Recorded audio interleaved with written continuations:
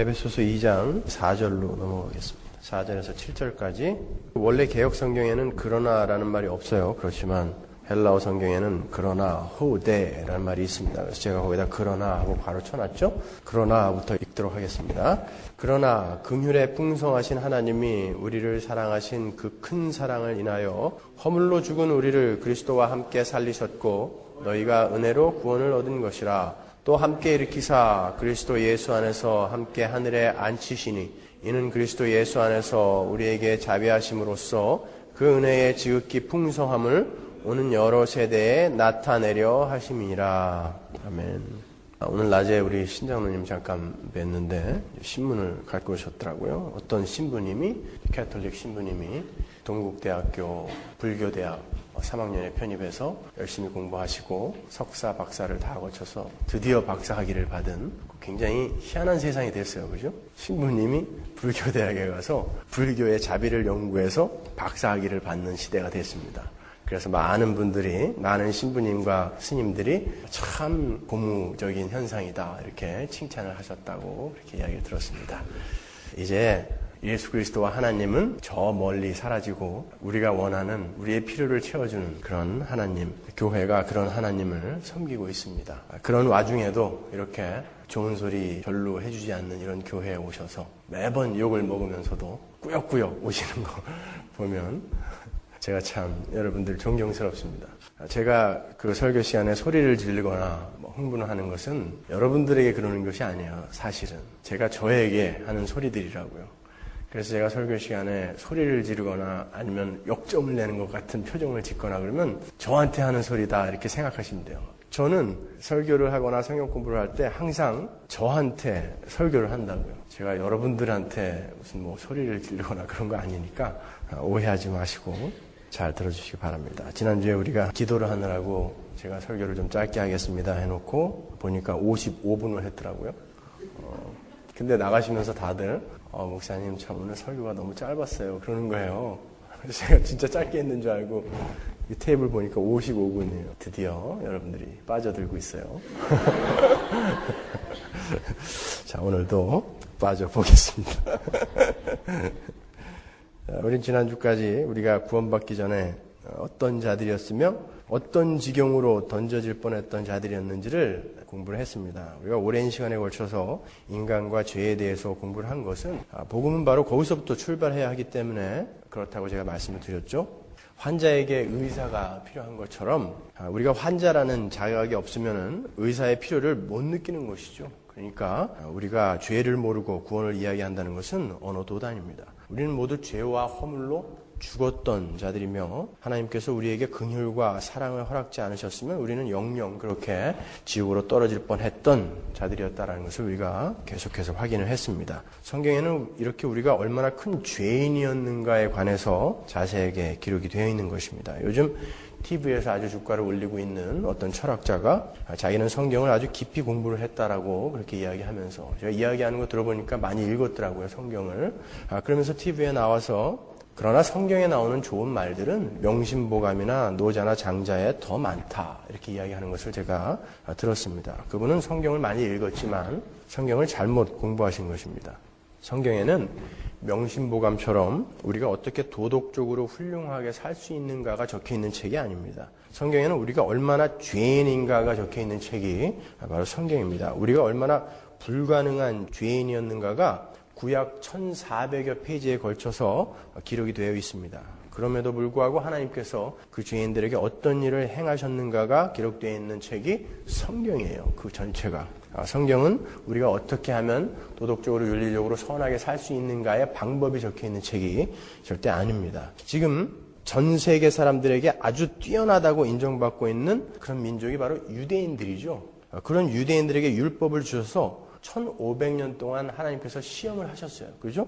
그 시험하신 결과를 기록해 놓은 것이 구약이죠. 왜냐하면 어벙한 민족을 이렇게 택해가지고 그렇게 시험을 하셨다면 나중에 이런 소리를 들을 수 있잖아요.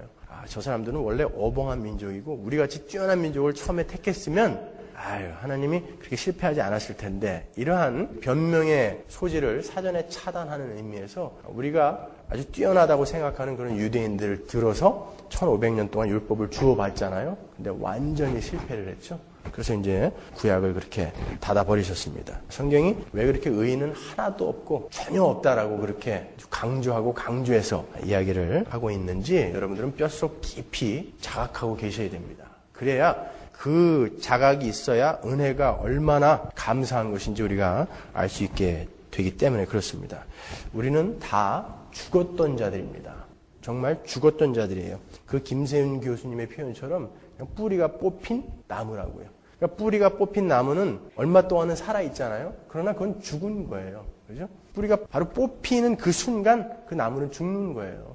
얼마 동안 살아있다 할지라도 우리는 바로 그러한 자들이었습니다. 영원한 죽음으로 던져질 자들이었습니다. 그래서 정말 복음을 하는 학자들은 기독교는 절망의 종교다. 저는 기독교를 종교라고 표현하는 것을 거부합니다만은 그렇게 꼭 써야 한다면 기독교는 절망의 종교다라고까지 그렇게 표현을 하는 것입니다. 우리는 절망에서 출발을 해야 돼요. 누구든지 자기가 절망적인 존재였다라는 것을 자각하지 못하면은 복음을 이해할 수가 없습니다.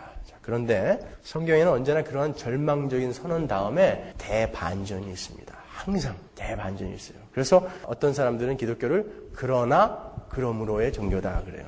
우리는 이러이러한 죄인이었습니다 라고 막 해놓고 그러나 하나님께서 그래놓고 그러므로 너희는 이게 복음이라고요. 그래서 여러분이 복음 그러면은 그러므로 이걸 떠올리시면 돼요. 그러나 우리가 공부한 에베소서 2장 1절에서 3절까지는 절망적인 우리의 옛 모습이 적나라하게 기술되어 있죠. 그런데 오늘 본문인 4절에 이르러서 대라는 게 그러나거든요. 그러니까 그러나 하고 대반전이 일어납니다. 그러니까 1절에서 3절까지와 이 오늘 우리가 읽었던 4절에서 7절까지는 완벽한 대조를 이루고 있어요. 이제 말 그대로 복음이 선포되는 것입니다. 유앙겔리온이라고 하죠. 그래서 유라는 것은 이 접두어는 기쁨을 상징하는 접두어거든요.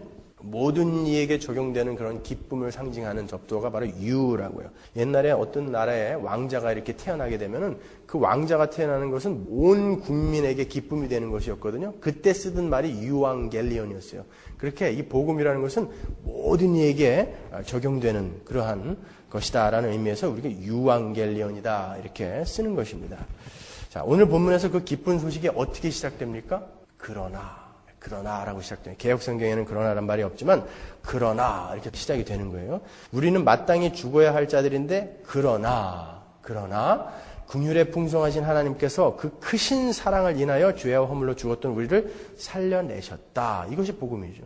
사탄은 과거에 우리의 실존을 들어서 우리를 열심히 공격할 거예요. 그죠? 이 땅에 우리가 살아있는 동안 계속 열심히 공격을 할 거예요. 그럴 때마다 여러분은 어떻게 하셔야 됩니까? 맞아. 나는 그런 존재야. 맞아. 루터가 항상 그렇게 공격을 받았다고 그러죠. 야, 너 같은 인간이 무슨 종교개혁이냐? 옛날에 네가 한 거 이거 봐라. 네가 그런 거 할 가치가 있는 존재냐? 그랬을 때 어떻게 해야 된다고요? 그러나 맞아. 나는 그런 존재야. 그러나 하는 거예요. 그게 복음이에요. 그렇게 일어서셔야 되는 거예요. 맞아. 나는 그런 존재야. 인정하세요. 그러나 하나님이 그 긍휼에 풍성하신 은혜를 인하여 나를 건져내셨다. 그렇게 가는 것입니다. 우리가 죽었다라는 것은 하나님과의 관계에 대한 감각기관, 그 감각기관인 영이 죽었다라는 것이죠. 그 죽었던 영을 이제 살려내셨다는 거예요. 그러나 그 영을 살려놓으셨다라는 것이죠. 그런데 우리가 잘 정리하고 있어야 할 부분이 있습니다. 하나님께서 우리 하나님의 백성들을 구원하신 이유에 대해서 사람들이 정리를 잘못하고 있는 경우가 왕왕 있는 것 같아요. 하나님이 우리를 구원하신 그 이유를 하나님이 우리를 불쌍히 여기시고 사랑하셔서 그렇다라고만 생각한다고요. 맞습니다. 틀린 이야기 아니에요. 하나님이 그분의 사랑과 긍휼을 인하여 우리를 구원해내셨다. 맞아요. 맞지만 거기에서 멈춰버리면 안 된다고요. 너무 그러면 복음이 주관적이 되어버린다고요. 오늘 본문을 보시면 이 복음을 아주 객관적으로 설명을 해놓고 있어요. 오늘 본문을 다시 한번 보실까요? 에베소서 2장 4절 7절까지 한번 보세요. 그러나 긍휼에 풍성하신 하나님이 우리를 사랑하신 그 큰 사랑을 인하여 허물로 죽은 우리를 그리스도와 함께 살리셨고 너희가 은혜로 구원을 얻은 것이라. 또 함께 일으키사 그리스도 예수 안에서 함께 하늘에 앉히시니 이는 그리스도 예수 안에서 우리에게 자비하심으로써 그 은혜의 지극히 풍성함을 오는 여러 세대에 나타내려 하심이니라. 그래요. 왜 우리를 구원하셨다고요? 왜 죄와 허물로 죽을 수밖에 없고 본질상 진노의 자녀이고 이 세상 풍속을 쫓고 자기 마음대로 살고 육체의 욕심대로 살던 그 더럽고 추악하고 하나님이 볼 때 진노할 수밖에 없는 그런 우리를 예수 그리스도의 그 존귀한 피를 흘리게 함으로써까지 왜 그러한 희생을 치르면서까지 우리를 구원하시기로 했다라고 그럽니까? 7절에. 하나님의 하나님 되심을 나타내기 위해서예요. 그게 1차적인 이유라고요. 우리는 복음을 너무 주관적으로 정리를 하고 있어요. 이게 인간의 죄예요. 우리 인간은 타락한 이후부터 자기가 우주의 중심이 돼가지고요. 나를 하나님이 긍휼하게 여기시고 나를 사랑했기 때문에 나를 구원해내셨다라고 생각한다고요. 맞는 소리지만 그 전에 1차적인 이유는 하나님의 그 의로우심을 드러내기 위해서 우리를 구원해내신 거예요. 성경은 신본주의라고요.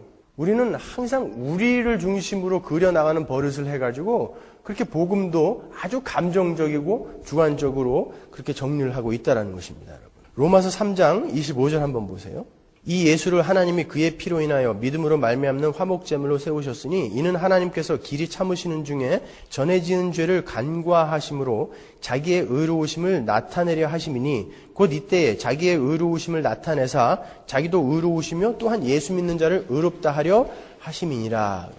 여러분이 놓치시면 안 되는 것이 바로 우리의 구원은 1차적으로 하나님의 하나님다우심을 나타내기 위함이라는 것을 놓치시면 안 돼요. 이 말씀은 하나님께서 자기의 의로우심을 자랑하려고 그랬다는 말이 아니라 하나님은 그분의 속성상 그분의 의로우심에 따라 우리를 구원하시는 거예요. 그건 아주 자연스러운 하나님의 성품이라는 거예요. 그것을 우리가 하나님의 신실하심, 의로우심, 공의로우심, 은혜로우심 뭐 이렇게 여러 가지로 표현을 하는 거예요. 그러니까 하나님은 하나님 안에서 뿜어나오는 사랑과 긍휼과 의로우심을 어떻게 막을 수가 없는 거예요. 그게 자연스러운 거라는 거예요. 그것이 나타난 것이 우리의 구원이라는 거예요. 그러니까 우리가 우리의 구원을 정리하면서 하나님의 의로우심을 먼저 바라보지 않고 하나님이 나를 불쌍히 여기고 나를 사랑하셔서 그것도 어쨌든 나에게 하나님의 사랑을 받을 만한 그리고 하나님의 긍휼을 얻을 만한 뭔가가 있다부터 출발하는 거라고요. 그거는요. 그러니까 복음은 지금 우리 본문에서 읽는 것처럼 객관적으로 하나님이 하나님의 의로움을 나타내시기 위해서 우리를 건져내신 것이다. 에서부터 출발을 하는 거예요. 디모데후서 2장 11절 보세요. 미쁘다 이 말이요. 우리가 미쁘다라는 말은 잘 안 쓰죠. 이게 신실하다라는 뜻이에요. faithful이라는 뜻이에요. 우리가 주와 함께 죽었으면 또한 함께 살 것이요. 참으면 또한 함께 왕노릇할 것이요. 우리가 주를 부인하면 주도 우리를 부인하실 것이라. 우리는 미쁨이 없을지라도 우리는 신실하지 않다는 것이죠. 주는 일향 미쁘시니 신실하시다는 거예요. 자기를 부인하실 수 없으시리라. 그러죠. 자기를 부인할 수 없기 때문에 자기 안에서 나오는 그러한 하나님의 속성을 부인할 수 없기 때문에 우리를 구원해 내신 거예요. 우리가 무언가 하나님의 눈에 들을 만한 그런 것이 있어서가 아니라 1차적인 것은 하나님이 하나님 자신을 부인할 수 없어서 우리를 건져내셨다라는 거예요. 하나님은 자신의 신실하심으로 우리를 구원해 내신 것입니다. 여러분. 그게 어떻게 나타난 거예요? 그 의로우심과 은혜로우심과 긍휼하심과 하나님의 하나님 되심이 어떻게 나타났죠? 십자가로 나타난 거예요. 그러니까 너무 여러분 기독교를 감상적으로 그렇게 보시면 안 돼요. 그냥 예배당에 가서 나 오늘 울었어, 은혜 받았어 이건 아니라고요. 너무 감상적으로 흘러가지 마세요. 기독교는 어떤 객관적인 사실을 근거하여 쫓아가는 거예요. 감상적인 느낌이나 감정이 아니라고요. 제가 그것을 조금 자세하게 로마서 3장을 가지고 설명해 드리겠습니다. 로마서 3장 전체를 다 한번 읽어볼게요. 그런즉 유대인의 나음이 무엇이며 할례의 유익이 무엇이뇨? 범사에 많으니 첫째는 저희가 하나님의 말씀을 맡았음이니라. 어떤 자들이 믿지 아니하였으면 어찌하리요? 그 믿지 아니함이 하나님의 믿부심을 패하겠느뇨? 여기서도 믿부심이 나오죠? 신실하심이에요. 그럴 수 없느니라. 사람은 다 거짓되되 오직 하나님은 참되시다 할지어다. 기록된 바 주께서 주의 말씀에 의롭다 함을 얻으시고 판단받으실 때에 이기려 하심이라 함과 같으니라. 그러나 우리 불의가 하나님의 의를 드러나게 하면 무슨 말하리요? 내가 사람의 말하는 대로 말하노니 진노를 내리시는 하나님이 불의하시냐? 결코 그렇지 아니하니라. 만일 그려하면 하나님께서 어찌 세상을 심판하시리요? 그러나 나의 거짓말로 하나님의 참되심이 더 풍성하여 그의 영광이 되었으면 어찌 나도 죄인처럼 심판을 받으리요? 또는 그러면 선을 이루기 위하여 악을 행하자 하지 않겠느냐? 어떤 이들이 이렇게 비방하여 우리가 이런 말을 한다고 하니 저희가 정죄받는 것이 옳으니라. 그러면 어떠하뇨? 우리는 나으뇨? 결코 아니라. 유대인이나 헬라인이나 다 죄 아래 있다고 우리가 이미 선언하였느니라. 기록한 바 의인은 없나니 하나도 없으며 깨닫는 자도 없고 하나님을 찾는 자도 없고 다 치우쳐 한 가지로 무익하게 되고 선을 행하는 자는 없나니 하나도 없도다. 저희 목구멍은 열린 무덤이요 그 혀로는 속임을 베풀며 그 입술에는 독사의 독이 있고 그 입에는 저주와 악독이 가득하고 그 발은 피 흘리는데 빠른지라. 파멸과 고생이 그 길에 있어 평강의 길을 알지 못하였고 저희 눈앞에 하나님을 두려워함이 없느니라 함과 같으니라. 우리가 알거니와 무릇 율법이 말하는 바는 율법 아래에 있는 자들에게 말하는 것이니 이는 모든 입을 막고 온 세상으로 하나님의 심판 아래 있게 하려 함이니라. 그러므로 율법의 행위로 그의 앞에 의롭다 하심을 얻을 육체가 없나니 율법으로는 죄를 깨달음이니라. 그러나 이제는 똑같은 말이 나와요. 여기에도 그러나 이제는 율법 외에 하나님의 한 의가 나타났으니 율법과 선지자들에게 증거를 받은 것이라. 곧 예수 그리스도를 믿음으로 말미암아 모든 믿는 자에게 미치는 하나님의 의인이 차별이 없느니라. 모든 사람이 죄를 범하였음에 하나님의 영광에 이르지 못하더니 그리스도 예수 안에 있는 구속으로 말미암아 하나님의 은혜로 값없이 의롭다 하심을 얻은 자 되었느니라. 이 예수를 하나님이 그의 피로 인하여 믿음으로 말미암는 화목제물로 세우셨으니 이는 하나님께서 길이 참으시는 중에 전에 지은 죄를 간과하심으로 자기의 의로우심을 나타내려 하심이니 곧 이때에 자기의 의로우심을 나타내사 자기도 의로우시며 또한 예수 믿는 자를 의롭다 하려 하심이니라. 그런즉 자랑할 때가 어디뇨? 있을 수가 없느니라. 무슨 법으로냐? 행위로냐? 아니라 오직 믿음의 법으로니라. 그러므로 사람이 의롭다 하심을 얻는 것은 율법의 행위에 있지 않고 믿음으로 되는 줄 우리가 인정하노라. 하나님은 홀로 유대인의 하나님뿐이시뇨? 또 이방인의 하나님은 아니시뇨? 진실로 이방인의 하나님도 되시느니라. 할례자도 믿음으로 말미암아 또는 무할례자도 믿음으로 말미암아 의롭다 하실 하나님은 한 분이시니라. 그런즉 우리가 믿음으로 말미암아 율법을 폐하느뇨? 그럴 수 없느니라. 도리어 율법을 굳게 세우느니라. 제가 조금 설명을 해드릴게요.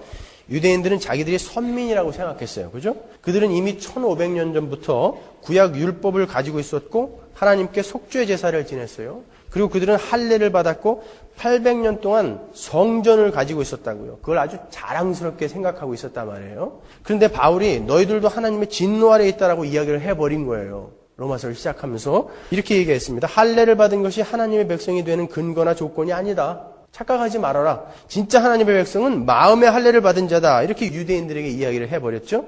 그러니까 유대인들이 3장에서 뭐라 그럽니까? 그러면 우리 유대인의 유익이 뭐냐? 그러면 그동안 우리가 1500년 동안 죽어라고 율법 지키고 열심히 속죄 제사 지내고 할례 받고 한 우리 유익이 뭐냐 그러는 거예요. 우리가 하나님의 언약을 믿고 지금까지 죽을 고생하면서 그렇게 하나님을 섬겨왔는데 우리의 유익이 뭐냐? 그러니까 사도 바울이 뭐라 그럽니까? 너희는 그 수많은 민족 중에 말씀을 맡았던 자들이다. 그 자체가 유익이다 그러는 거예요. 그 자체가 유익이다. 어차피 그들도 실패했는데 그게 무슨 유익입니까? 그 말은 이런 뜻이에요. 여러분 인간이 존재하는 모든 곳에는 종교가 있어요. 그죠? 유대인들이 말씀을 맡아가지고 있었던 그때도 마찬가지예요. 이미 힌두교나 불교가 그때 있었어요. 힌두교나 불교는 기독교보다 훨씬 이전에 생겼던 거예요. 바알과 아세라, 몰렉 같은 우상들이 이미 있었고요. 여러분 힌두교에는 샬이라는 의식이 있어요. 남편이 죽잖아요. 그러면 화장을 한다고요. 이 불이 가장 활활 탈 때 아내가 거기 뛰어들어가서 죽어야 돼요. 같이. 야만적인 그런 행위를 했다고요. 인도 사람들은 겐지스강에서 목욕을 하는 것을 아주 영광스럽게 생각합니다. 그들은 목욕하는 것 자체를 아주 중요하게 생각해요. 왜냐하면 그들이 갖고 있는 그런 만우경전이라는 데에 인간의 몸에서 생겨나는 그런 땀, 각질, 손톱, 무슨 똥, 오줌 이런 거를 아주 인간을 오염시키는 것으로 생각한다고요. 그래서 흐르는 물에 매일 목욕을 하게 돼 있어요. 그래서 그 사람들은 대중탕이 없어요. 항상 흐르는 물에 목욕을 해야 되기 때문에. 그 사람들은 남이 들어가서 목욕하고 나온 곳에 다시 들어가지 않아요. 왜냐면 그 오염이 된 게 다 떨어져 있기 때문에 거기 못 들어간다고요. 그래서 항상 흐르는 물에 들어가서 목욕을 하는데 그 인도인들이 가장 최고의 신이라고 여기는 게 비슈뉴 신이거든요. 그 비슈뉴 축제를 요즘도 매년 한다고요. 그러면은 수많은 사람들이 갠지스강에 모여요. 그 갠지스강에서 그 사람들이 뭘 하냐면은 그 비슈뉴 축제가 있기 전에도 1년 365일 사람이 죽으면 거기 가서 화장을 한다고요. 다 태워요. 근데 그 사람들은 너무 가난하기 때문에 그 시체를 태울 연료를 충분히 준비를 못해요. 나무나 장작 같은 걸. 그래서 타다가 항상 남어요. 그럼 그걸 갠지스강에다가 재도 뿌리면서 이 시체가 남은 걸 그냥 둥둥 떠내려 보낸다고요. 전 세계에서 가장 오염된 강이 갠지스강이에요. 시커먼 똥물이에요. 시체가 둥둥 떠다니고 거기다가 이 비시니 축제가 되면 거기 와서 사람들이 빨래하고 영광스러운 목욕을 하고 옷을 다 입고요. 그 사람들 옷을 입고 목욕하거든요. 그리고 그 물을 떠다가 먹어요. 예수님이 오시기 전부터 했던 거예요. 그 일들이요. 그럼 몰렉이라는 거 아시죠? 에스겔서 예레미야서에 나오잖아요. 사람들이 복을 받기 위해서 풍요를 얻기 위해서 자기의 자식들을 몰래 그 우상의 가슴판에 있는 그건 뭐라고 그래요? 하여튼 그 안에다 넣고 태워 죽이는 거예요. 도대체 그 복이 뭔지 말이죠. 이 왼수들은 하여튼 오늘날 이 교회에서 복하는 게 그냥 괜히 그러는 게 아니에요. 인간들은 너무 복을 좋아해갖고 지 자식도 태워 죽일 만큼 그렇게 복을 좋아한다니까요. 우리나라는 어땠어요? 중국하고 우리나라에서는 어떤 벼슬아치가 죽으면은 그 무덤에다가 첩이라든지 하인들을 저승길 가는데 친구 되라고 산채로 묻어버렸잖아요. 순장을 했다고요. 어떠한 신이 있긴 있는 것 같은데 그 신의 존재를 모르니까 그냥 막 이렇게 저렇게 이런 야만적인 행위를 하는 그러한 와중에 진짜 하나님이 하신 그 말씀을 갖고 있었던 사람들이란 말이에요. 이 사람들은 정확한 지도를 갖고 있었다고요. 바울은 그게 유익이다라는 거예요. 그게. 너희들이 비록 실패했지만 그것 자체가 얼마나 영광스러운 것이냐 그런 거예요. 바울이 그들더러 너희도 하나님의 진노 아래 있다 하니까 유대인들이 묻는 거예요. 그러면 하나님의 약속은 뭐냐? 우리가 그렇게 하나님의 약속을 구약에 기록된 하나님의 약속을 믿고 이렇게 왔는데 그러면 하나님의 약속은 뭐냐? 우리가 신실하지 못하다고 하나님도 약속을 어기시는 분이냐? 이렇게 묻는 거예요. 그러니까 거기에 대해서 바울이 너희들이 신실하지 못하다고 해서 하나님의 신실하심이 없어지지 않는다. 천만에 하나님의 신실하심은 너희들의 상태와는 전혀 무관하다. 니들이 신실하지 않건 신실하건 그거와 상관없이 하나님은 신실하시다. 이렇게 이야기하는 거예요.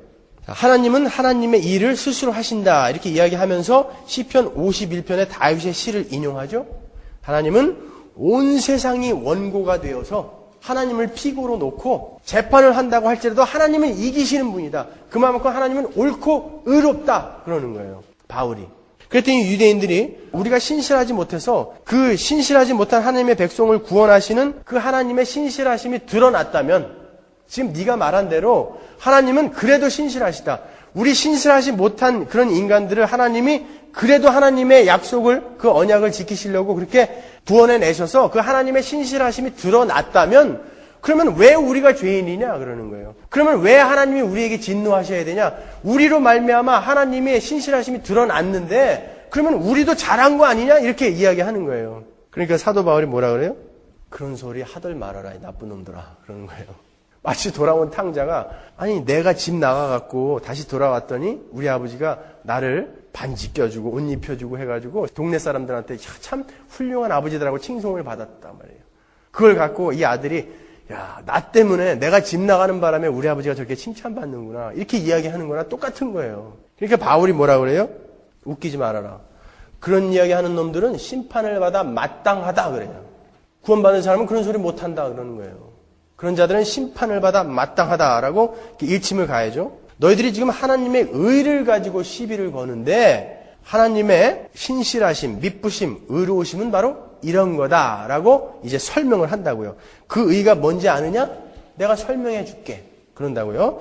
의인은 없나니 하나도 없다. 모두가 곁길로 빠져서 쓸모없게 되었다. 선한 일을 하는 사람은 없다. 한 사람도 없다. 그들의 목구멍은 열린 무덤이다. 유대인이나 헬라인이나 다 죄인이다. 그러나 이제는 하면서 설명하는 거예요. 그러나 이제는 율법 외에 하나님의 의가 나타났다는 거예요. 의가 나타났어요. 하나님이 우리를 구원해낼 때 왜 구원해내셨다고 그랬어요? 오늘 본문에서 하나님의 하나님 되심, 의를 나타내시기 위해서 우리를 구원해내셨다고 그랬어요. 그런데 로마서에서 지금 뭐라 그러냐면 하나님의 의가 나타났다 그래요. 그 나타난 하나님의 의가 바로 예수 그리스도의 십자가다. 이렇게 십자가로 지금 사도 바울이 끌고 간다고요. 그러니까 하나님은 하나님의 하나님 나오심, 공의로우심, 은혜로우심을 어떻게 표현을 하셔서 나타내셨는가 하면은 골고다의 십자가로 표현을 하신 거예요. 하나님의 하나님 다우심을. 어떻게 그 의로우심을 나타내셨습니까? 한번 우리가 생각을 해보자고요. 하나님은 속성상 죄를 그냥 지나칠 수가 없어요. 그죠? 하나님의 속성이에요. 그리고 하나님은 실패를 하실 수 없는 분이에요. 하나님이 어디로 끌고 가려고 만들어 놓은 어떤 인간들이 그대로 실패해서 야 이거 없던 걸로 쳐. 새로 만들어야지. 그러시면 안 된다는 거예요. 하나님은. 실패하실 수 없는 분이니까. 그 두 가지를 다 충족시킨 것이 바로 십자가라고요. 십자가를 통해서 죄를 벌하시고 하나님의 원래 목적이었던 하나님의 백성들을 복구시켜내는 것, 그것이 바로 드러난 하나님의 의라고요. 이렇게 하나님의 신실하심이 가시적으로 역사에 드러난 것이 바로 십자가예요. 하나님은 하나님의 하나님다우심을 이 땅에 사건화시키신 거예요. 실제로 아들을 십자가에 다셔서 아들의 피를 다 뽑아내셨어요. 그리고 아들을 죽이셨습니다. 그렇게 객관적인 사실로 세상에 나타내 보이셨어요. 그분의 의를. 하나님의 사랑이 얼마나 큰 것인지, 하나님의 의로우심이 얼마나 집요한 것인지, 그 긍휼하심의 풍성함이 얼마나 대단한 것인지를 객관적인 사실인 십자가로 우리에게 보여주신 거예요. 그분은 전능자세요. 그죠? 꼭 그렇게 십자가를 세우지 않으셔도 우리를 건져내실 수 있어요. 그런데 왜 꼭 그렇게 객관적인 사실로 골고다에다가 십자가를 세우셨어야만 했을까요, 여러분? 느낌과 사실과는 다른 거예요. 이 사실에는 파워가 있다고요. 여러분, 앙리 샤리엘이라는 사람이 쓴 빠삐용이라는 책 아시죠? 영화로도 나왔던 거. 그 책의 서문에 보면 그 사람이 왜 그 책을 썼는지를 적어놨는데 자기가 이렇게 지나가다가 보니까 서점에 베스트셀러 칸이 있더래요. 그래서 책을 뒤적이는데 3번 탈옥을 한 사람의 책이 베스트셀러더라는 거예요. 근데 자기는 10번도 더 했거든요. 나는 10번도 더 탈옥을 한 사실이 있는데 그러면 나는 더 베스트셀러가 되겠다. 아예 패스트셀러가 되겠다 이렇게 생각을 해갖고 자기가 책을 썼다는 거예요. 얘가 좀 그렇지만 사실이라는 것은 그렇게 강한 파워를 갖고 있다고요. 하나님은 이 역사에다가 그러한 십자가라는 객관적인 사실을 딱 박아 놓으신 거예요. 여러분, 우리가 신앙을 주관적으로 갖고 있고 느낌으로 갖고 있고 감정적으로 갖고 있으면은 우리가 기분이 좀 괜찮고 우리 컨디션이 좋을 때는 나는 구원받았네, 기쁘네 이러지만 자기 컨디션이 좀 안 좋아지거나 자기가 조금 어떻게 안 좋아지면은 금방 구원의 확신이 흔들려 버린다고요. 그게 주관적인 믿음, 주관적인 신앙을 갖고 있는 사람들의 단점이에요. 그러나 우리의 구원의 확신을 나를 근거로 하지 않고 2000년 전에 골고다에 박혀있는 그 십자가를 근거로 한다면 그거는 내 기분이 안 좋아진다고 그 십자가가 다시 뽑혀가지고 뭐 아닌 걸로 치고 그럴 수는 없는 거 아니에요. 그래서 하나님이 2000년 전에 그냥 객관적인 사실로 십자가를 딱 박아 놓으신 거예요. 그거는 어떻게 흔들릴 수 없는 거예요. 하나님의 의를 그렇게 나타내셨다고요.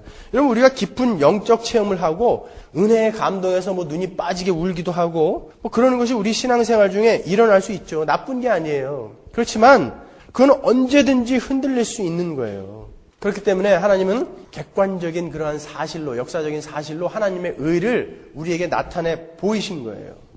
하나님은 그 하나님의 은혜로우심을 그렇게 십자가로 역사에 드러내셨고 그 십자가라는 객관적인 사실의 그 열매로 구원을 받은 우리들을 통해서 계속해서 하나님의 의로우심을 나타내려고 우리를 구원해 내셨다라는 거예요. 지금 7절을 설명하기 위해서 이만큼 온 거예요.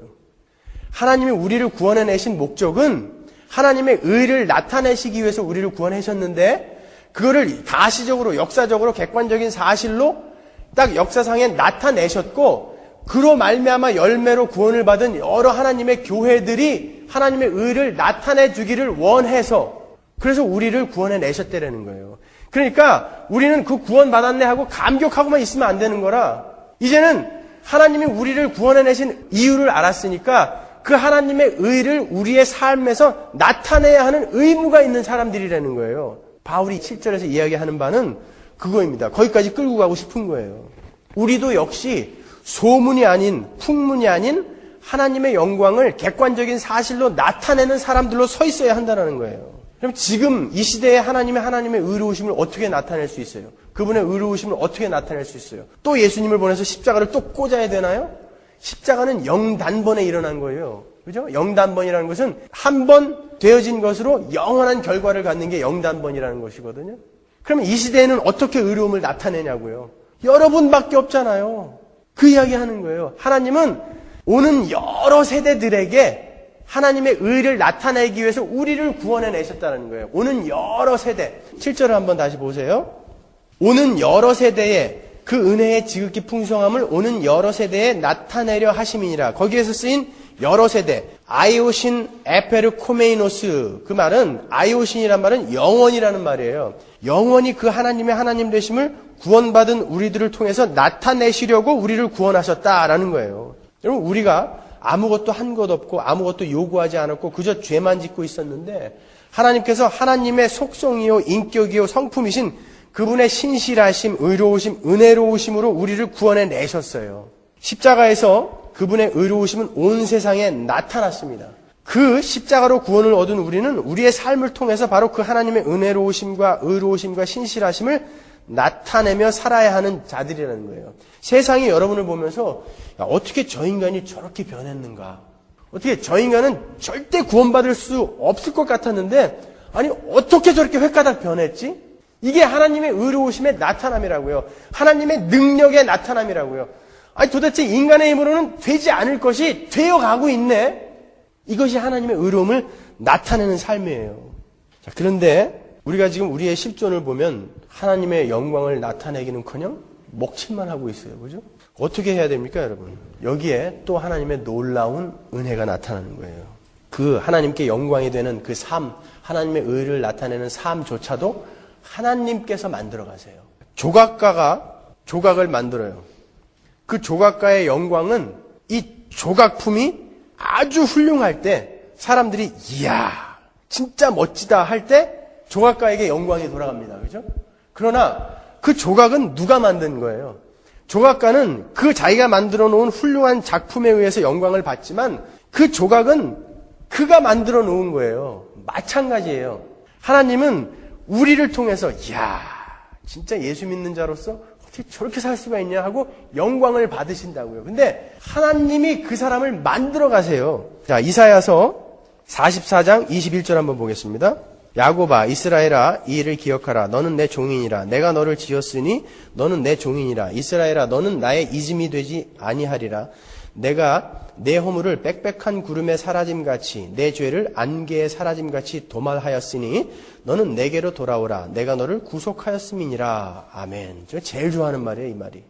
여호와께서 이 일을 행하셨으니 하늘아 노래할지어다. 땅의 깊은 곳들아 높이 부를지어다. 산들아 삼림과 그 가운데 모든 나무들아 소리내어 노래할지어다. 여호와께서 야곱을 구속하셨으니 야곱이라는 것은 이스라엘 전체 교회를 상징하는 거예요. 이스라엘로 자기를 영화롭게 하실 것이미로다. 하나님께서 하실 거예요. 영화롭게 만드실 거예요, 여러분을요. 모든 것을 다 해주십니까? 네, 맞아요. 모든 걸 다 해주세요. 아이고, 그러면은 우린 망고강산이네요.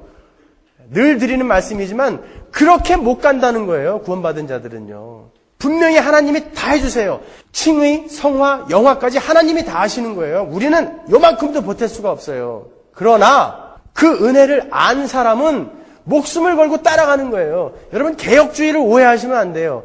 개혁주의 하니까 개혁주의는 그냥 하나님이 다 해주신다며 하나님의 주권이라며 아니라고요. 그걸 아는 자들은 알미니언주의자들이 하는 노력 그거하고는 비교할 수도 없이 목숨을 걸고 쫓아가는 게 개혁주의라고요. 은혜를 아니까 복음을 아는데 어떻게 안 쫓아가요? 그 감사한 하나님 아버지가 나에게 해주신 일을 아는데. 조지 휘필드나 조나단 에드워드나 데이비 브레이너드나 마틴 로이드 존스나 이런 분들의 설교를 한번 읽어보세요. 얼마나 경건한 삶을 그분들은 철저한 개혁주의자들인데도 이 경건한 삶을 얼마나 강조하고 있는지 몰라요. 아니 오죽하면은 매일매일 목록을 적어갖고 내가 오늘 했나 안 했나 그걸 점검하면서 사셨다잖아요. 다들. 그러한 노력이 생긴다니까요. 그렇게 하나님의 의를 나타내는 자로 하나님이 끌고 가세요. 우리를 만들어 가세요. 우리 안에서 노력이 나와요. 그래서 그 노력이 안 나오면 가짜라는 거예요. 분명히 하나님이 다 하시는 거지만 우리의 삶에서는 노력이 나와야 된다는 거예요. 제가 이렇게 여러분 그거 아니면 가짜예요 그러면은 하도 많이 들으셔갖고 또 그런 얘기인가 보다. 가짜면 지옥 가는 거예요. 그거 얼마나 무서운 건지 아세요, 여러분? 그게 심각하게 고민하셔야 돼요. 심각하게 고민하셔야 돼요. 제가 중간 정리를 한번 하겠습니다. 우리는 죄와 허물로 죽어 있었고 영원히 지옥불에 던져져야 할 자들이었어요. 그러나 하나님께서 그 자들 중에 한 무리를 건져주셨습니다. 왜죠? 하나님의 은혜를 오는 모든 세대에 나타내시기 위해서예요. 하나님은 하나님의 의로우심을 드러내시기 위해서 십자가를 택하셨어요. 십자가에서 의로움을 나타내셨고 그 십자가를 통해 하나님의 의를 완전히 드러내셨습니다. 그리고 그 십자가를 통해 구원받은 자들을 통해서 계속해서 모든 세대에 하나님의 의를 드러내고 싶어 하신다고요. 그런데 그 하나님의 의가 드러나는 인생조차도 하나님께서 역사하셔서 만들어내고 계시며 반드시 만드실 것이라는 것이 지금까지 우리가 공부한 부분이에요. 7절까지 공부한 부분이에요. 그런데 오늘 본문을 잘 보시면 하나님은 그 모든 것을 예수 안에서 해결하셨다라고 계속 예수 안에서 예수 그리스도 안에서 함께 이렇게 기록을 하고 계시다고요. 한번 보세요. 에베소서 2장 5절에서 7절까지만 볼까요? 허물로 죽은 우리를 그리스도와 함께 살리셨고 또 함께 일으키사 그리스도 예수 안에서 함께 하늘에 앉히시니 이는 그리스도 예수 안에서 우리에게 자비하심으로써 그 은혜의 지극히 풍성함을 오는 여러 세대에 나타내려 하심이니라. 전부 예수 안에서예요. 그 말은 하나님께서 하나님의 의를 나타내시기 위해서 얼마나 엄청난 대가를 지불하셨느냐를 계속 우리에게 확인시키고 계신 거예요. 예수가 누굽니까? 하나님의 아들이라고요. 근데 내가 바로 그 예수를 희생시키면서 그 안에서 너희에게 지금 이 일을 이루었다라는 것을 우리에게 지금 확인하고 계시는 거예요. 이러므로 우리가 그리스도를 대신하여 사신이 되어 하나님이 우리로 너희를 권면하시는 것 같이 그리스도를 대신하여 간구하노니 너희는 하나님과 화목하라. 하나님이 죄를 알지도 못하신 자로 우리를 대신하여 죄를 삼으신 것은 우리로 하여금 저의 안에서 하나님의 의가 되게 하려 하심이니라. 예수 그리스도 안에서 우리를 하나님의 의가 되게 하시기 위해서 어떻게 하셨다고요? 죄를 알지도 못하는 예수님을 잡아 죽였다라는 거예요. 죄를 알지도 못하는 예수님을 잡아 죽이셨다는 거예요. 하나님의 의로우심은 그런 거예요. 나에게 죄를 지은 것들은 싹 없애버리고 다시 새 걸로 만들겠다가 아니라 희생을 감수하시면서 자기의 희생을 감수하시며 희생도 어마어마한 아들인 예수를 죽이는 희생을 감수하시면서 이 땅에 벌레만도 못한 우리를 구원하기 위해 아들을 십자가에 매단 것, 그것이 바로 하나님의 의라고요. 십자가에서 나타난 게 바로 그거란 말이에요. 그러면 여러분이 이 땅에서 하나님의 의를 드러내시면서 살아야 하는 의무가 있는 존재라면 여러분의 삶에서도 희생이 나와야 된다는 거예요. 믿지는 삶이 되셔야 된다는 거예요. 우리는 교회 안에서도 정말 믿지지 않으려고 그래요. 그죠? 어떻게 해서든지 이익을 보려고 그러지 믿지려고 하는 사람을 못 봤어요, 제가. 어떻게 해서든지 시간 믿지지 않으려고 그래요. 어떻게 해서든지 돈 믿지지 않으려고 그래요. 쟤는 나보다 조금 일하는데 근데 나보다 더 칭찬을 받고 있네? 그걸로 질투한다고요. 믿지기 싫어서 그러는 거예요. 그러나 하나님의 의는 믿지는 삶이에요. 희생하는 삶이라고요. 그 삶이 하나님의 의를 드러내는 삶이라니까요. 고린도후서 8장 9절 보세요. 우리 주 예수 그리스도의 은혜를 너희가 알거니와 부요하신 자로서 너희를 위하여 가난하게 되심은 그의 가난함을 인하여 너희로 부요케 하려 하심이니라. 이 일에 내가 뜻만 보이노니 이것은 너희에게 유익함이라. 너희가 1년 전에 행하기를 먼저 시작할 뿐 아니라 원하기도 하였은즉 이제는 행하기를 성취할지니 마음에 원하던 것과 같이 성취하되 있는 대로 하라. 할 마음만 있으면 있는 대로 받으실 터이요 없는 것을 받지 아니하시리라. 이는 다른 사람들은 평안하게 하고 너희는 곤고하게 하려는 것이 아니요 편균케 하려 함이니 이제 너희의 유효한 것이라는 것은 남는 것으로 저희 부족한 것을 보충함은 후에 저희 유효한 것으로 저희의 남는 것으로 너희 부족한 것을 보충하여 평균하게 하려 함이라. 기록한 것 같이 많이 거둔 자도 남지 아니하였고 적게 거둔 자도 모자라지 아니하였느니라. 나의 소유로 형제의 부족함을 채우라는 교회를 향한 바울의 권고죠. 예수께서 자기네 부유함으로 자신은 가난해지고 우리를 부유하게 만드셨듯이 너희도 그렇게 살라는 말이에요. 우리더러 예수님처럼 희생의 삶을 살라는 권고라고요. 잘 보세요. 여기에서 이 15절의 말씀이 어디에 나오는 말씀이죠? 기록한 것 같이 어디에 기록된 거예요? 많이 거둔 자도 남지 아니하였고 적게 거둔 자도 모자라지 아니하였느니라. 출애굽기 16장 만나 이야기잖아요. 그죠? 출애굽기 16장 3절로 가보겠습니다.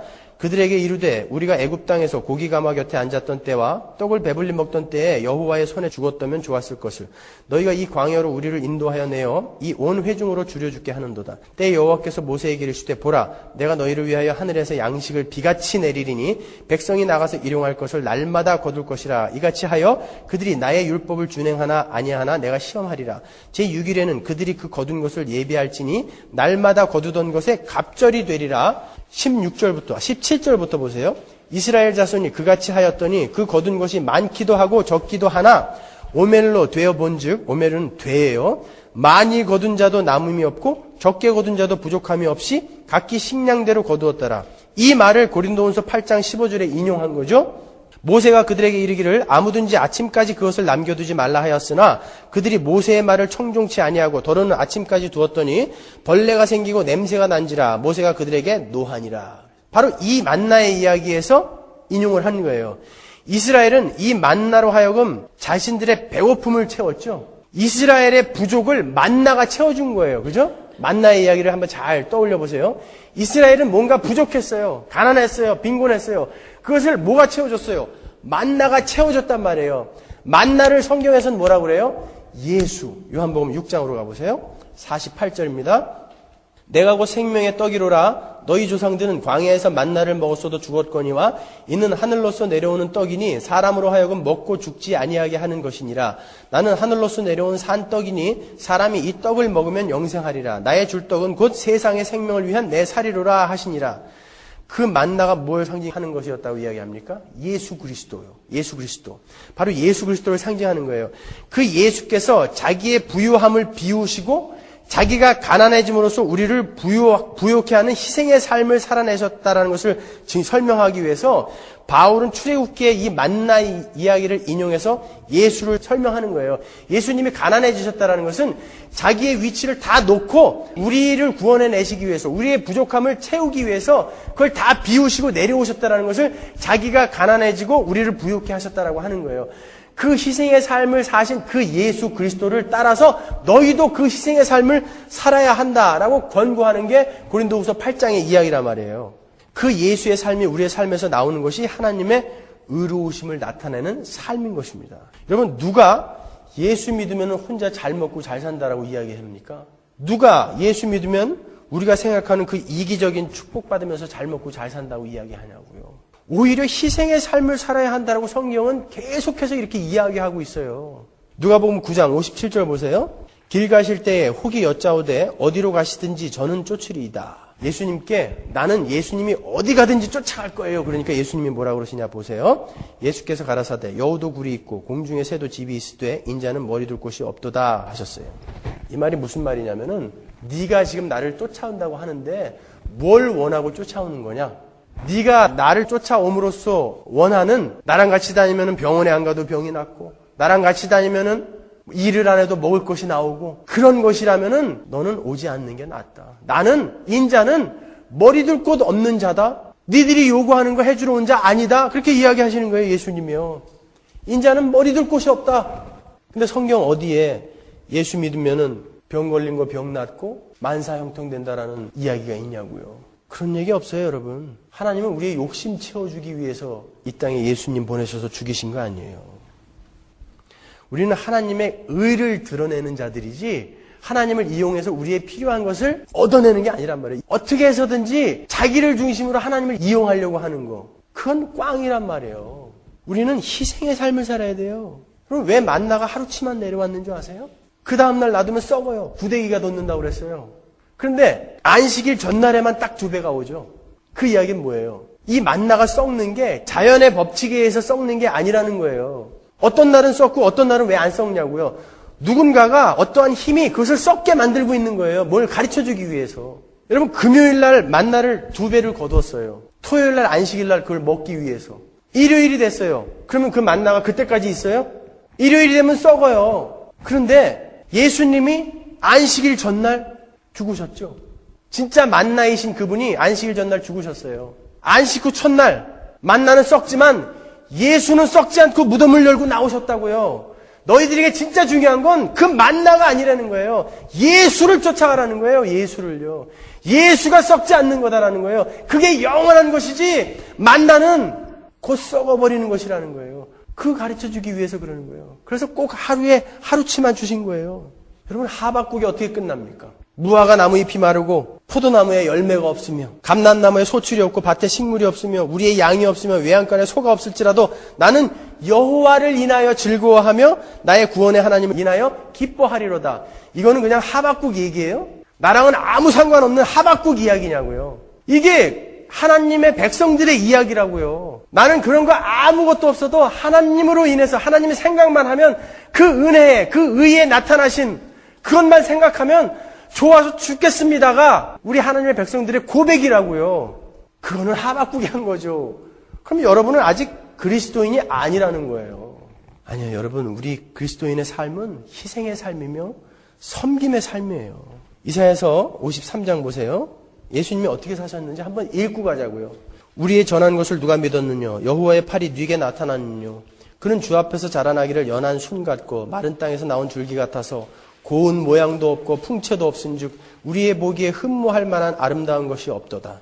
그는 멸시를 받아서 사람에게 실어 버림바 되었으며 간고를 많이 겪었으며 질고를 아는 자라 마치 사람들에게 얼굴을 가리우고 보지 않음을 받는 자 같아서 멸시를 당하였고 우리도 그를 귀히 여기지 아니하였도다. 얼마나 못생겼으면 사람들이 보기 싫어 그랬다니까요. 그는 실로 우리의 질고를 지고 우리의 슬픔을 당하였거늘 우리는 생각하기를 그는 징벌을 받아서 하나님에게 맞으며 고난을 당한다 하였노라.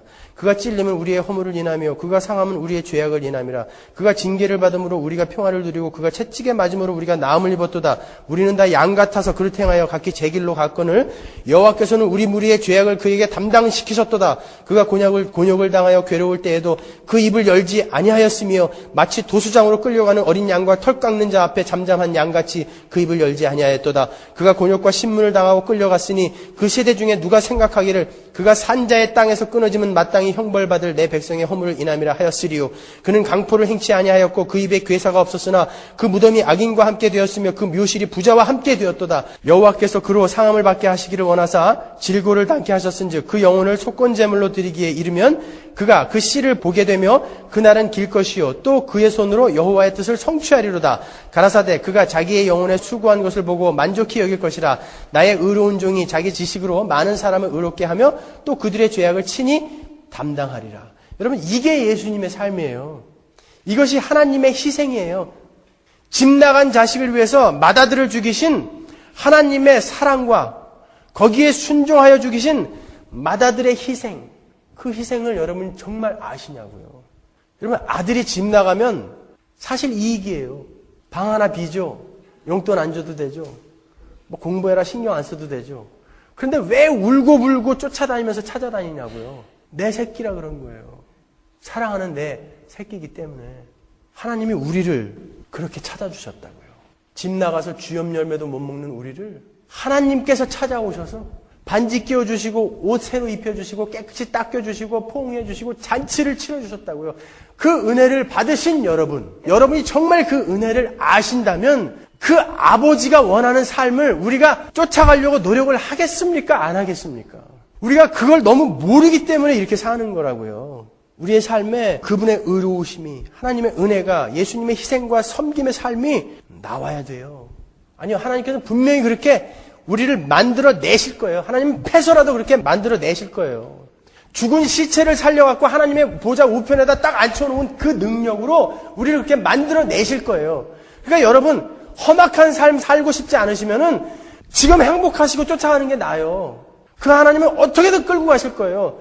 죽지도 못해요. 여러분, 괜히 약 먹고 쇼하지 마세요. 여러분, 위장만 버려요. 절대 안 죽어요. 거기까지 끌고 갈 때까지 하나님이 끝까지 살려서 끌고 가신다니까요. 그 고집으로. 요한복음 6장 44절 보세요. 나를 보내신 아버지께서 이끌지 아니하면 아무라도 내게 올 수 없으니 오는 그를 내가 마지막 날에 다시 살리리라. 여기에서 이끌다라는 이 헬키오라는 말은 그냥 순순히 쫓아오는 것을 데리고 가는 게 아니라 안 가려고 반항하는 것을 끌고 가는 단어예요. 헬키오라는 것은. 도살장에 끌려가는 소를 끌고 가는 거. 안 가려고 발버둥 치는 걸 끌고 가는 게 이 헬키오라고요. 하나님이 우리를 그렇게 끌고 가실 거라니까요. 거룩한 삶으로. 그러니까 애초에 항복하셔야 돼요. 왜 전부 바닥치고 교회에 나오는 줄 아세요? 진짜들은? 그렇게 안 하면 오지 않으니까. 여러분, 그게 기독교예요. 여러분, 돈 많이 가져보시면 알죠? 그게 자기를 어떻게 끌고 가든가요. 나는 이겨낼 수 있어 천만에요. 한 사람도 없어요. 의인은 없나니 한 명도 없다고요. 그 앞에서 이겨낼 수 있는 자가 없어요. 장사가 없어요. 가난한 여러분 기뻐하십시오. 여러분들이 축복받은 분들이에요. 어떻게 설명을 해드려야 될지 정말. 자, 마지막으로 제가 빌레몬서를 한번 볼게요. 성경 66권 중에 우리가 오늘 한 권을 읽는 거예요. 빌레몬서는 딱 1장밖에 없으니까 집에 가셔서 나머지 65권 열심히 읽으세요. 하도 성경들을 안 읽어가지고 한번 읽어볼게요. 그리스도 예수 때문에 감옥에 갇힌 나 바울과 우리의 형제 디모데는 사랑하는 우리의 동역자 빌레몬과 우리의 자매 아비아와 우리의 전우인 아키뽀와 그대의 집에 모이는 교회에 이 편지를 씁니다. 자, 바울이 지금 빌레몬에게 편지를 써요. 빌레몬은 골로새에 사는 부자 그리스도인이었어요. 그 집에서 교회가 모였을 정도고 노예가 있었단 말이에요. 하나님은 우리 아버지와 주 예수 그리스도께서 내려주시는 은혜와 평화가 여러분에게 있기를 빕니다. 나는 기도할 때마다 그대를 기억하면서 언제나 나의 하나님께 감사를 드립니다. 그대가 모든 성도들을 사랑하며 주 예수를 참으로 믿고 있다는 이야기를 듣고 있기 때문입니다. 참, 우리도 다른 사람들이 우리의 이런 소문을 좀 들어야 된다고요. 이런 소문을. 그대가 우리와 더불어 누리는 믿음의 사귐이 효력을 내어서 우리가 그리스도께 가까이 나아갈 때에 우리가 받게 되는 복이 무엇인지를 그대가 충분히 알게 되기를 바랍니다. 나의 형제여, 나는 그대의 사랑으로 큰 기쁨과 위로를 받았습니다.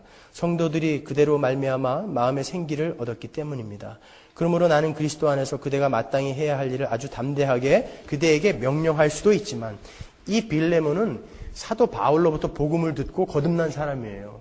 바울이 골로새에 간 기록이 없기 때문에 아마 에베소에서 이 빌레몬은 복음을 들었을 거예요. 그러니까 내가 당신에게 명령할 수도 있습니다. 당신이 나를 감사하게 생각하고 고맙게 생각하니까, 형제라고 생각하니까.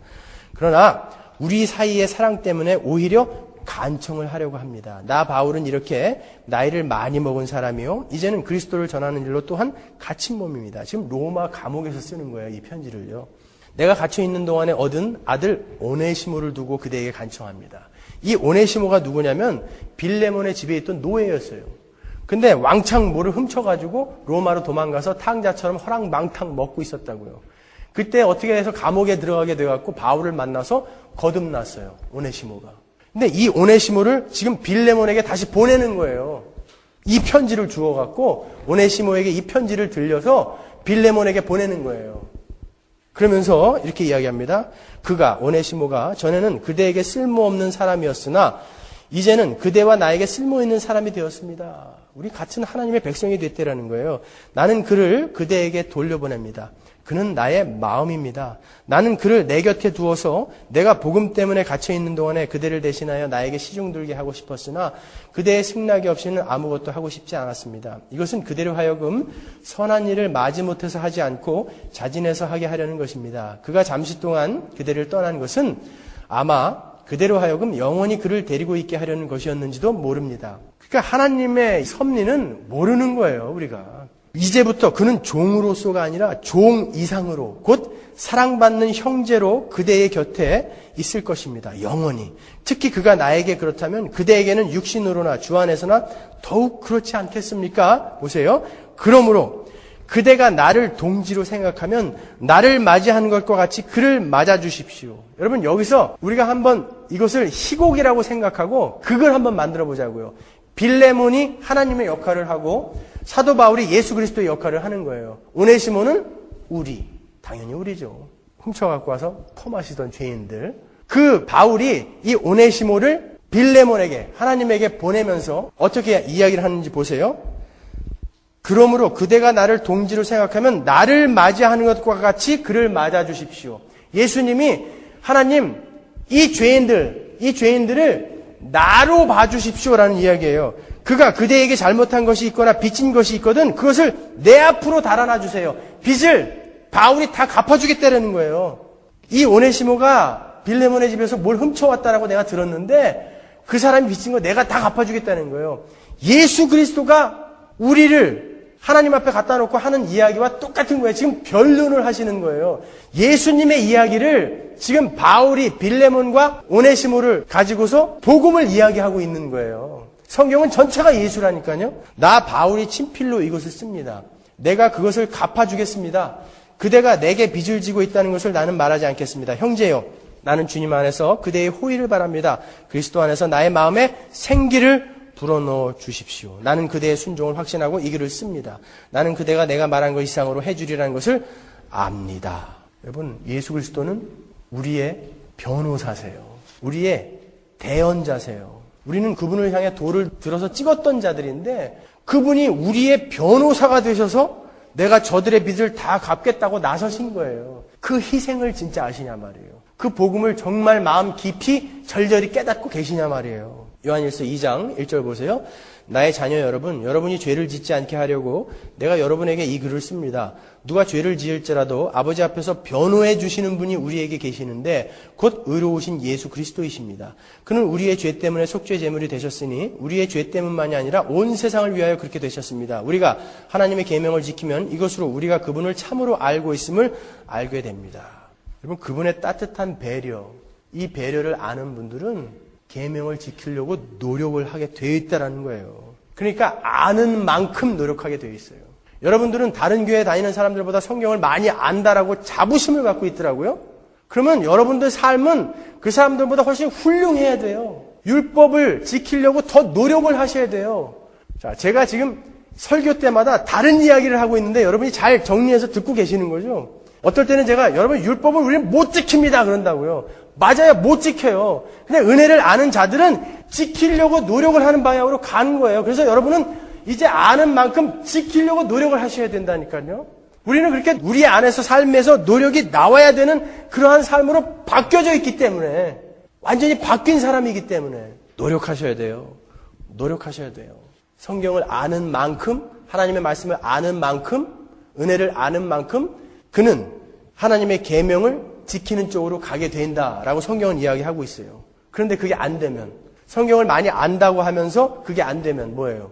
진짜 성경이 말하는 기노스코, 아는 게 아니라는 거예요. 하나님에 대한 인포메이션을 많이 갖고 있는 것을 자랑하지 마세요.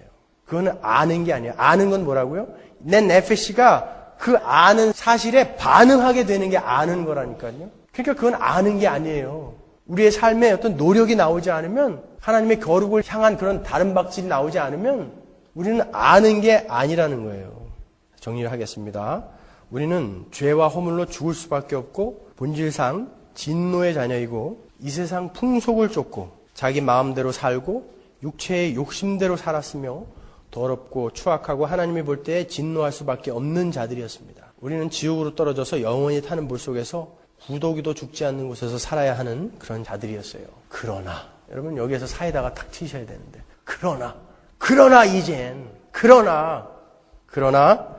이제는 하나님의 의로우심으로 우리는 구원을 받았습니다.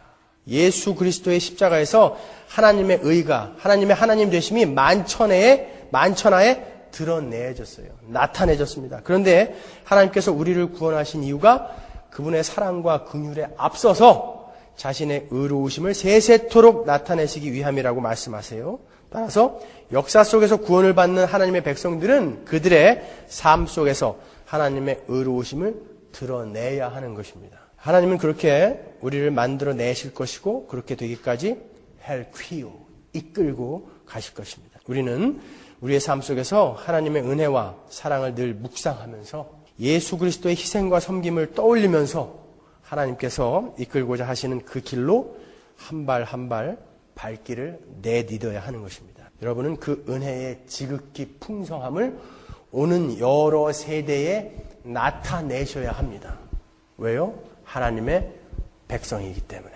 그 죄에서, 에베소서 2장 1절에서 3절까지의 상태에서 4절로 넘어온 분들이기 때문에 여러분들의 삶에서는 이제 그게 나타나야 된다는 말이에요. 노력하세요, 여러분. 노력하세요. 자기를 치는 연습을 하세요. 우리 신앙의 선배들이 그렇게 열심히 하나님을 따르기 위해서 기쁜 마음으로 노력했던 것처럼 노력하셔야 돼요. 잠을 줄일 필요가 있으면 줄이셔야 돼요.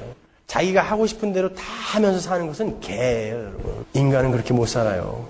자기를 자꾸 쳐가면서 하나님께 한 발 한 발 가시는 그런 삶을 살아내십시오. 그것이 오늘 본문이 우리에게 주고자 하는 메시지인 것입니다.